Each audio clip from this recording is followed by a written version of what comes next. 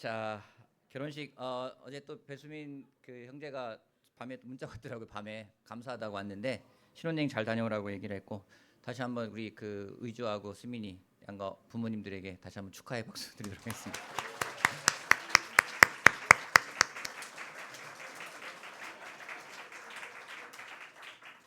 정말 재밌고 되게 즐거운 결혼식이어가지고 참 너무 뜻깊었다는 생각이 들었습니다. 두 사람의 앞날에서 많이 기도해 주시기 바랍니다. 자, 해당 거 루틴으로 시작할게요. 푸른 마르고 꽃은 떨어지되. 네, 감사합니다. 오늘 하나님 나라에 대한 말씀을 나누려고 하는데요. 제가 계속 하나님 나라에 대한, 마태복음에 나와 있는 하나님 나라에 대한 지금 말씀을 배우고 있습니다. 그동안 여러분 들었던 레슨들이 기억이 나십니까? 씨를 뿌리는 비유에 대해서 이야기를 했었고요. 그 다음에 밀과 가라지의 비유에 대해서 이야기를 했었고, 또 누룩과 그리고 겨자씨에 대한 비유를 통해 가지고 하나님 나라를 봤는데, 오늘은 네 번째 시간으로 밭에 숨겨진 보물과 진주를 찾는 상인을 통해 가지고 하나님 나라를 배우고자 합니다. 그래서 오늘 말씀의 제목은 하나님 나라 보물찾기, 밭의 보물과 진주의 비유를 가지고 말씀을 나누겠습니다. 자, 본문 말씀은 마태복음 13장 44절부터 46절까지. 자, 한번 같이 한번 읽어볼까요? 하늘나라는, 자 시작. 하늘나라는 밭에 숨겨놓은 보물과 같다. 어떤 사람이 그것을 발견하면 제자리에 숨겨두고 기뻐하며 집으로 돌아가서는 가진 것을 다 팔아서 그 밭을 산다.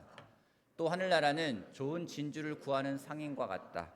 그가 값진 진주 하나를 발견하면 가서 가진 것을 다 팔아서 그것을 산자.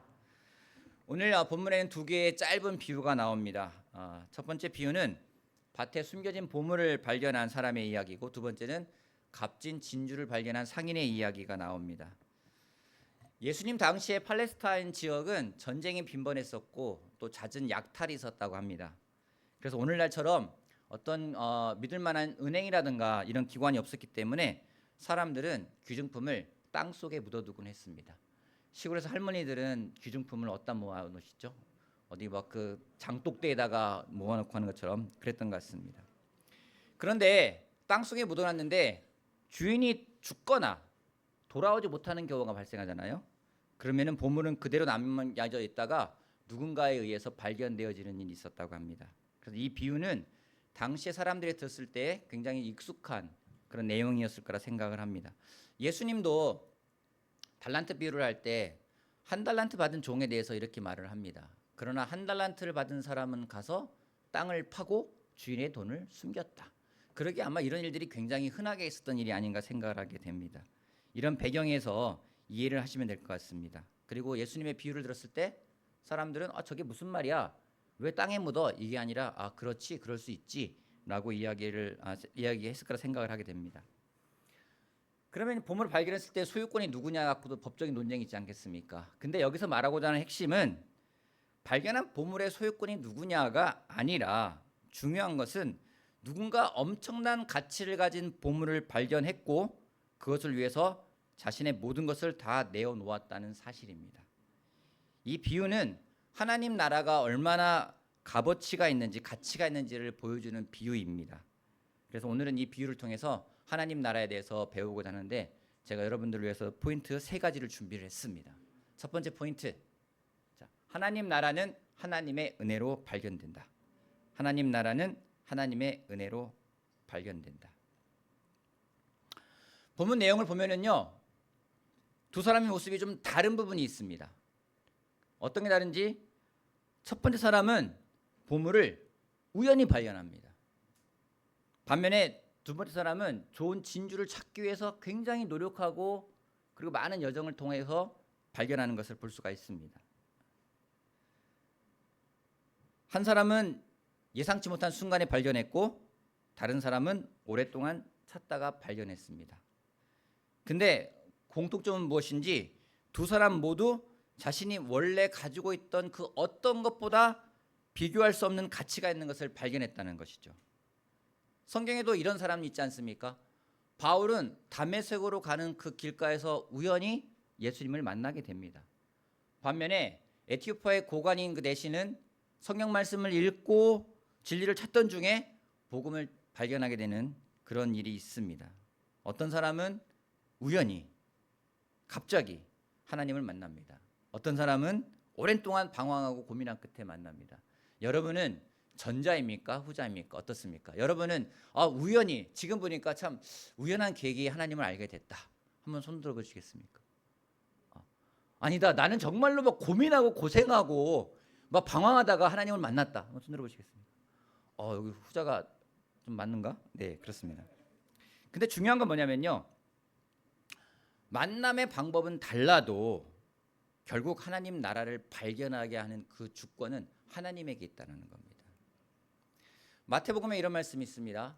예수께서 그들에게 대답하셨다. 너희에게는 하늘나라의 비밀을 아는 것을 허락해 주셨지만 다른 사람들에게는 그렇게 해주지 않으셨다. 이야기는 뭔지 천국의 비밀, 하늘나라에 대한 비밀을 아는 것은 결국 하나님에게 달려있다라는 것이죠. 하나님 나라를 발견한 것은 인간의 능력이 아니라 하나님의 은혜가 먼저라는 겁니다. 하나님 나라를 정말 발견하고 싶다면, 알고 싶고 가치를 내가 정말로 맛보고 싶다면 먼저 하나님의 은혜를 인정할 때 비로소 그것이 가능하다는 것을 알 수가 있습니다. 근데 첫 번째 비유에서 보게 되면요, 이 보물이라는 것이 어떤 저 멀리 있거나 하늘 끝이나 특별한 사람만이 갈 수 있는 비밀 장소에 숨겨놓지 않으셨습니다.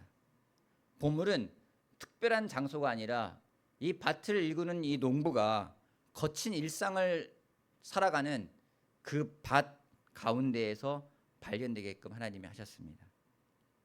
이야기는 우리가 살아가는 일상 속에서 하나님은 하나님을 드러내신다라는 겁니다. 말씀을 준비하는데 초등학교 때 소풍 가면은 꼭 하는 것이 생각이 났어요. 그래서 제가 그래서 그걸 어저께 AI에게 좀 구현해 줘라고 했습니다. 바로 이겁니다. 보물찾기. 조금 어색한 건 AI가 만들었기 때문에 약간 어색합니다. 소풍 가면은 꼭 마지막 무렵에 보물찾기를 합니다. 선생님들이 언제 숨기라는지 모르겠어요. 전날 오셨는지 아니면 당일날 일찍 왔는지 선생님들이 보물을 숨겨놓고 우리들이 찾게 합니다. 경험 있으십니까? 보물찾기 생전 처음 들어본다 하시는 분 안 계시겠죠. 너무 못 찾으면 선생님들이 답답해가지고 힌트를 주시잖아요. 저기 한번 가봐. 그러면 가가지고 보물을 찾아서 가져가면 선생님이 너무나 기뻐하면서 선물로 바꿔주셨던 그런 기억이 납니다. 하나님도 좀 마찬가지인 것 같아요. 우리를 위해서 우리가 살아가는 일상 터전 속에 보물을 묻어두셨고 그곳으로 부르시고 그곳에서 일하게 하십니다.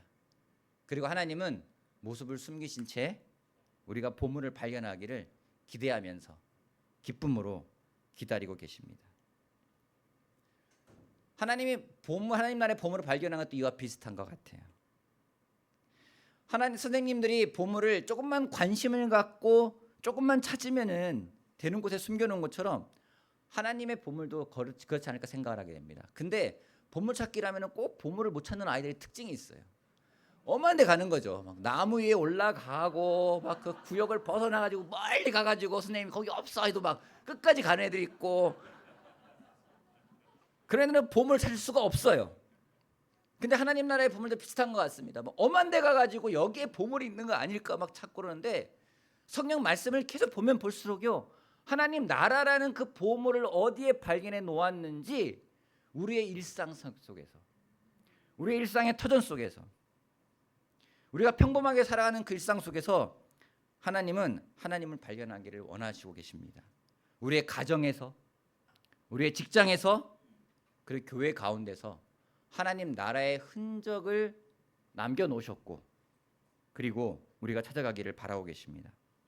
그러기에 우리가 살아가는 그 삶을 원망과 불평의 눈으로 바라본다면요 결코 하나님이 숨겨놓은 그 보물을 찾을 수가 없어요. 하지만 기대와 감사의 눈, 믿음의 눈을 바라본다면 하나님께서 우리 일상 속에 허락하신 하나님 나라의 보물을 발견할 수 있을 거라 생각합니다. 여러분 하나님의 은혜를 구하면서 여러분 일상 속에서 하나님 나라를 발견하는 그 값진 보물을 발견하는 여러분들이 되길 바라겠습니다. 두 번째 포인트요. 하나님 나라의 가치를 아는 사람은 가치에 맞는 행동을 한다. 하나님 나라의 가치를 아는 사람은 가치에 맞는 행동을 한다. 여러분 이 두 사람의 공통적인 특징이 있습니다. 똑같이 나오는 게 뭔지 발견했다, 다 팔았다, 샀다. 진주도 마찬가지로 상인도 발견했다, 다 팔았다, 샀다. 중요한 동사 세 가지가 나옵니다. 이들은 보물을 발견하고 신기해하고 기뻐하고 그걸로 멈추질 않았습니다. 그 가치를 정확히 알아봤기 때문에 그들에게는 즉각적인 행동이 뒤따르는 것을 볼 수가 있습니다. 44절 보면은 이 농부는 기뻐하며 집에 돌아가서 가진 것을 다 팔았다라고 이야기를 하고 있어요. 여러분 이 문장의 순서를 저는 잘 봐야 됩니다. 그가 다 파는 게 먼저가 아니라 그가 먼저 한 건 뭔지 기뻐했다라는 겁니다. 보물을 발견했기 때문에 너무 기뻐했고 모든 것을 파는 포기는 나중이라는 겁니다. 사진에 이런 사진이 있을 것 같아요. 너무너무 기뻐하는 거죠. 이 농부의 눈이 얼마나 휘둥그레졌는지, 이 진주 상인이 얼마나 기뻐하는지. 이들이 지금 하고 있는 것은 다 파는 것이 어떤 의무감이나 억지로 어떤 희생에 불타는 희생으로 하고 있는 게 아니라는 거죠. 이 땅 주인에게 들킬까 봐 전전긍긍하면서 막 고민하면서 마지못해 재산을 처분하는 게 아닙니다. 보물의 가치가 너무나 크기 때문에 터져나오는 기쁨으로 모든 것들을 다 팔고 내어놓는 겁니다. 우리는 가치가 있다 생각하는 것에 무엇인가 쏟아붓는 것을 두려워하지 않습니다. 그것이 시간이든 돈이든 마음이든 모든 것을 다 쏟아붓습니다. 그리고 억울해하지도 않습니다. 아까워하지도 않습니다. 오히려 기뻐합니다. 제가 데이트를 할 때 어제 결혼식 가니까 제 데이트할 때 생각나더라고요. 제 아내라는 보물을 발견했을 때 아내가 기뻐하는 기쁨이 뭔지를 알기 때문에 다 주는 거예요. 뭐 돈도 주고 돈도 저는 모르겠다. 시간도 내주고 마음도 주고 뭐 굳이 걸어가겠다는 거 집에까지 바래다 주고 그리고 돌아오면서 내가 괜한 짓 했나? 이런 짓 한 번도 없었어요. 너무나 기뻐하고 즐거워하고 왜냐하면 그 가치가 있는 걸 알기 때문에 얼마나 가치 있는 사람인지를 알기 때문에 이게 보물이기 때문에 그런 게 주저하지를 않아요. 우리는 가치 있다 생각하는 것은 아끼면 투자하지 않습니까? 요즘에 우리나라 뭐 주식이 열풍인데 요즘 뭐 흔한 말로 삼전닉스 거기다가 뭐 투자하면 돈을 번대더라 아까워질 않는 것 같아요. 막 내는 것 같아요. 가치 있는 것은 우리를 기쁘게 하고 기쁨은 정말로 가치 있는 것은 행동으로 연결된다라는 겁니다. 20세기의 최고 명성가 중에 한 명이었던 켈리 나우엔 신부님이라는 분이 계십니다. 그분이 했던 말이라고 인용되는 말이 이런 말이 있습니다. 너는 보물을 발견한 사실의 기쁨을 느낄 것이다. 그러나 보물을 발견했다고 해서 내 것이 되는 것이 아니다. 다른 모든 것을 포기할 때 보물을 내 것으로 만들 수 있다. 보물을 발견하는 게 중요한 거지만은 그보다 더 중요한 거는 그걸 내 걸로 만드는 게 더 중요하다라는 거죠. 여러분 여기서 오해하지 마십시오. 모든 걸 포기한다라는 거는요. 어떤 구원이라는 하나님 나라라는 것을 내가 사기 위해서 억지로 하는 희생이 아니라는 겁니다. 더 좋은 보물을 손에 쥐었기 때문에 그 전에 내가 붙들고 있던 것들은 다 쉽게 놓아버릴 수 있는 아이에게 좋은 장난감을 주면은 가지고 놀던 것은 아주 과감하게 팽개치고 글로 달려가는 것 같은 그런 마음을 표현한 거라는 거죠. 성경에는 그런 내용이 있지 않습니까? 바울이 고백을 합니다. 내가 복음을 알았을 때 예전에 내가 알고 있던 가치 있다 생각했던 것들은 다 배설물처럼 여긴다고요. 그런 표현이라는 것이죠. 이 두 사람이 보물을 발견했습니다. 그리고 가진 것을 다 팔았습니다.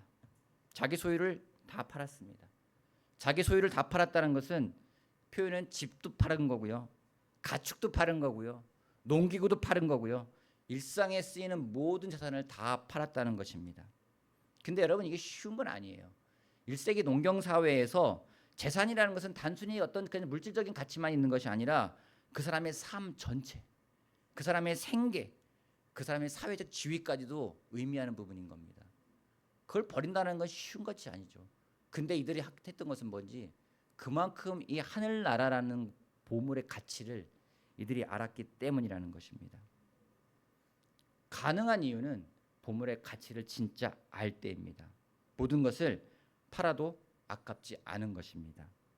근데 성경에는요, 이와 반대되는 예가 나옵니다. 한 청년이 예수님에게 다가옵니다. 그런데 한 사람이 예수께 다가와 물었다. 선생님, 내가 영원한 생명을 얻으려면 무슨 선한 일을 해야 합니까? 이 부자 청년은 영생이라는 것이 얼마나 가치가 있는지를 알았어요. 갖고 싶었어요. 원했어요. 예수님이 이에게 말씀하십니다. 예수께서 그에게 말씀하셨다. 내가 완전한 사람이 되려고 하면 가서 내 소유를 팔아서 가난한 사람에게 주어라. 그리하면 내가 하늘에서 보화를 차지하게 될 것이다. 그리고 와서 나를 따르라. 그러나 그 젊은이는 이 말씀을 듣고 근심하면서 떠나갔다. 그에게는 재산이 많았기 때문이다. 영생을 얻고자 예수님께 다가온 부자 청년이었습니다. 하지만 예수님은 그에게 가진 것을 팔아서 가난한 사람들에게 나누어 주라고 했습니다. 가진 걸 다 팔라고도 안 하셨어요. 팔라고만 하셨어요. 근데 그 사람은 영생의 가치는 알았지만 행동으로 이어지지 못했습니다. 이 사람에게 자신이 가지고 있는 소유가 더 가치 있다고 생각되었기 때문입니다. 여러분 오해하지 마십시오. 예수님께서 이 사람에게 너 가난하게 살라고 말씀하신 게 아니에요. 무엇이 너의 삶의 주인이 되어야 하는지를 물으신 말씀인 겁니다. 오늘 하나님은 우리에게도 똑같은 질문을 하고 있다고 생각을 합니다. 정말 하나님 나라가 가치 있는 보물인가? 그 가치를 안다면 우리의 시간, 우리의 물질, 우리의 관심의 우선순위가 분명 하나님 나라가 먼저 될 거라고 저는 확신을 합니다. 세 번째 포인트입니다. 하나님 나라의 가치는 익숙함 속에서 변질될 수 있다. 하나님 나라의 가치는 익숙함 속에서 변질될 수가 있다. 여러분 보물이 보물인 이유를 아십니까? 보물이 왜 보물일까요? 여러분 금이 왜 가치가 있는지 아십니까? 맞아요. 보물은 변하지 않기 때문에 보물인 겁니다. 처음 발견했을 때도 가치가 있고 나중에도 가치가 있습니다. 근데 보물이 변하는 게 아니라 변하는 것은 사람의 마음입니다.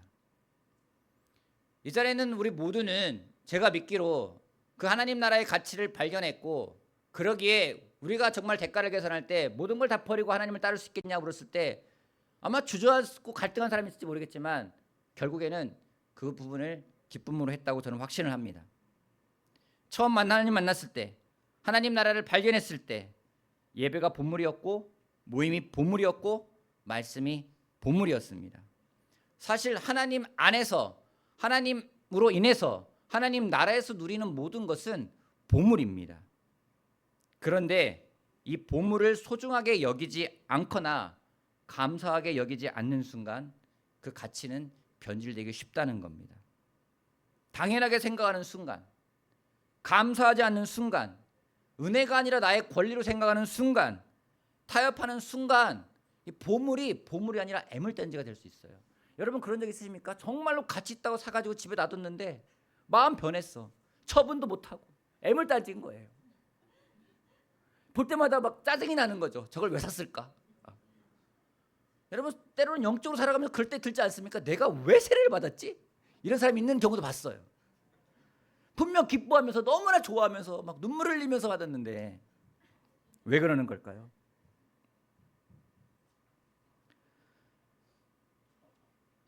기뻐하면서 하던 것도요, 마음을 잃어버리면 부담이 됩니다. 하나님이 주신 나의 소득에 대해서 먹고 살아가게끔 하신 것에 대해서 감사한 마음으로 드리는 헌금이 그 마음을 잃어버리면 어느덧 의무가 돼버리는 거죠. 기쁘게 예배에 참석을 하고 정말로 하루가 피곤하더라도 가서 예배를 드렸던 그 예배가 어느 순간 그 마음을 잃어버리고 가치를 잃어버리면은요 형식이 돼버리는 거죠. 그리고 점점 타협을 하게 됩니다. 사탄이 우리를 타협시키는 방법은요 한꺼번에 하지 않아요. 여러분 정말로 뜨거운 물에 개구리가 죽이는 것처럼 차가운 물에다 개구리를 집어넣고서는 물을 서서히 데피는 거예요. 개구리는 못 느껴요. 어느 순간 죽어버리는 거죠. 우선순위가 바뀌게 됩니다. 보물의 가치가 변하지 않습니다. 하나님 나라의 가치는 변하지 않습니다. 하나님 말씀의 가치는 변하지가 않습니다. 단지 우리 마음이 변합니다. 그러기에 오늘날 우리들에게 부족한 것은 가진 것을 다 팔아 섬기는 헌신이 아니라 가치를 잊어버리거나 또는 잃어버리거나 그것을 모르는 것이 문제가 아닐까 생각을 합니다. 오늘 보물의 가치를 다시 한번 생각해 보는 시간을 갖기를 바랍니다. 가치를 모르면은 헌신하는 것이 힘듭니다. 가치를 알면 모든 것이 가능하고 모든 것이 기쁨입니다. 반대로 가치를 모르거나 관심이 없는 사람에게는 모든 것이 기쁨이 아니라 굴레가 되어버립니다. 오늘 여러분에게 주신 하나님의 나라가, 여러분에게 주신 하나님 나라 안에서 누리는 모든 것들이 여전히 보물입니까? 하나님 나라에서 맛보는 그 예배가, 하나님 나라에서 맛보는 그 찬양이 또는 교제가 보물입니까? 정말 이 자리에서 찬양할 수 있다는 것이 보물에 생각하는 사람들은요, 찬양할 때 너무나 기쁘게 찬양할 것 같아요. 그렇지 않은 사람들은 마지못해서 입은 벌리는데 소리는 내지 않고 쳐다는 보는데 빨리 앉았으면 좋겠고 왜 긴 거야? 여러분, 마음을 잃어버리지 않길 바랍니다. 내가 정말로 하나님 나라에 소망을 두고 있다면 오늘 내 마음이 무엇을 중심으로 두고 있는지, 내 마음의 중심이 무엇인지를 항상 살펴보아야 합니다. 나의 보물이 아직도 하나님의 나라인지 아니면 세상인지, 그리고 우리의 삶을 점검하면서 하나님 나라가 가치가 변질되지 않는 사람들이 되기를 바라겠습니다. 마무리하겠습니다. 하나님 나라는 모든 것을 걸어도 아깝지가 않은 보물입니다. 어떤 사람은 우연히 발견하기도 합니다. 이상한 게 아니에요. 어떤 사람은 고색 속에 발견하기도 합니다. 그것도 이상한 게 아니에요. 때로는 너무 쉽게 발견했기 때문에 내가 너무 쉽게 발견한 게 아니야. 하나님께 감사하십시오. 모든 하나님 나라의 발견은 하나님의 은혜입니다. 근데 그 하나님 나라는 하나님이 발견하게끔 멀리 갔다 놓은 게 아니에요. 뭐 타국에 가가지고 어디 오지에 가가지고 산속에 들어가가지고 뭐 40일 동안 뭐 금식을 해야지만이 발견할 수 있는 나라가 아닙니다. 하나님은 우리의 일상 가운데, 내가 내일 출근하는 그 직장이 하나님 나라를 발견할 수 있는 장소일 겁니다. 여러분이 가가지고 다시 정말로 살아가는 그 가정이 하나님 나라를 발견하는 장소일 겁니다. 여러분의 학교가, 여러분의 모임이, 여러분의 바이블톡 모임이 하나님 나라를 발견할 수 있는 장소라고 저는 확신을 합니다. 그리고 하나님 나라를 발견한 사람들은 가치를 알기에 반응을 합니다. 제가 잠실교회로 온 지 따지고 보니까 1년 반이 됐더라고요. 지난 시간 동안 제가 교회를 오면서 느꼈던 것은 무엇인지, 여러분들을 바라볼 때 참 성숙한 사람들이다. 그리고 참 교회가 하나님이 기뻐하실 교회다라는 생각을 하게 되었습니다. 무엇보다 젊은 세대에 대해서 꿈과 비전을 가져갈 수 있는 교회이기 때문에 너무나 감사하게 생각하고 있습니다. 저는 여러분들 보면서 이 두 비유에 나오는 사람들처럼 하나님의 나라를 발견하고 너무나 기뻐서 그 가치를 알기에 기쁨으로 모든 것을 팔았다는 생각이 듭니다. 그러기에 어려움 속에서도 굴하지 않고 어떻게든 가치를 지켜내기 위해서 싸웠던 여러분들의 그 희생에 대해서 너무나 감사를 드리고 싶습니다. 그리고 그런 여러분과 제가 함께 할 수 있다는 것은 저에게 개인적으로 정말 기쁨이고 또 영광이기도 합니다. 바라는 것은 하나님 나라의 가치를 잃어버리지 않길 바랍니다. 또 잊어버리지 않길 바랍니다. 세상의 유혹에 타협하지 말고 하시던 것을 꾸준하게 하시길 바랍니다. 그것이 예배든 모임이든 섬김이든 하나님 나라를 발견할 수 있는 장소가 모든 것에 일어나기를 바랍니다. 그래 기쁨과 기대 속에 살았으면 좋겠습니다. 제가 요즘에 한 가지 제가 살아온 삶을, 크리스천 삶을 쭉 돌아보니까요, 저한테 한 번도 일어나지 않은 일이 있어요. 그게 뭐냐면 제가 상상하거나 제가 예상했던 일들은 이렇게 했으면 좋겠다는 일들은 한 번도 일어나지 않았어요. 성경 말씀이 진리인 게 항상 하나님은 저의 상상을 뛰어넘는 방법으로 일을 하시는 거예요. 그래서 요즘에 제가 바꿨습니다. 상상하지 말자. 대신에 기대하자. 하나님이 오늘은 또 뭘 준비해 놓으셨을까? 하나님이 내일은 일터에 가면 또 뭘 준비해 놔가지고 또 하나님 나라를 경험하게 하실까? 나의 상상하면은 상상을 뛰어넘습니다. 그렇다면 여러분, 상상 뛰어넘으면 실망하고 당황스럽고 때로는 너무나 벅찰 수 있어요. 많은 감정이 들어옵니다. 하나님 나라는 그런 데가 아니라는 거죠. 기대하면서 일상을 살아가면서 농부가 땀을 흘리면서 땅을 팠을 때 발견할 수 있었던 것처럼 상인이 정말 열심히 높은 기대를 가지고 찾아다니면서 정말 셌을 때 발견했던 것처럼 그것이 하나님 나라라는 것을 기억하기 바랍니다. 오늘 하나님이 여러분에게 주신 보물인 하나님의 나라를 놓지 않길 바랍니다. 그 보물의 가치를 알고 잊지 않고 기쁨으로 살아가는 여러분이 되길 바라겠습니다. 무엇보다 우리에게 가장 큰 보물이신 예수 그리스도를 항상 생각하며 그분에게 눈을 고정시키는 여러분이 되길 바라겠습니다. 그 예수님을 기억하면서 성찬하겠습니다.